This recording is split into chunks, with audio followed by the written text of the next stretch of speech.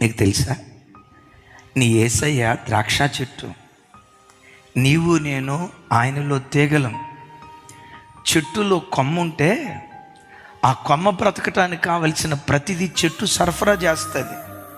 కొమ్మ చెట్టులో ఉంటే ఆ కొమ్మ వైపు చూస్తే అబ్బా ఎంత పచ్చగా ఉంటుందో. ఏమే, ఆ కొమ్మ నిండా ఆకులు, కొమ్మ నిండా పూత, కొమ్మ నిండా కాయలు, అబ్బాబాబాబాబా గుత్తులు గుత్తులుగా ఆ బరువు మోయలేక కొమ్మ వేలాడుతుంది. నేను అడుగుతా, కొమ్మ నీవింత పచ్చగా ఎందుకున్నావే? కొమ్మ ఇంత విస్తారమైన పూత నీలో ఎలా వచ్చింది? నువ్వు మోయలేనంత కాయలు ఇంత విరగ ఎందుకు పూసావు? ఎలా పూసావు?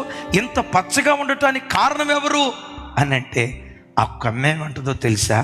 నేను చేసింది ఏమీ లేదయ్యా, ఆ చెట్టులో నిలుచున్నా, ఆ చెట్టులో నిలుచున్నా.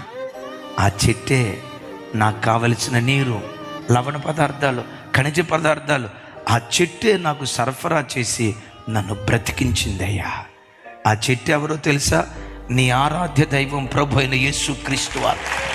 ఆయనలో నీవు నిలుచుంటే నేను విడిచిపెట్టి నేను వెళ్ళలేనయ్యా. చావైనా బ్రతుకైనా నీతోనేనయ్యా.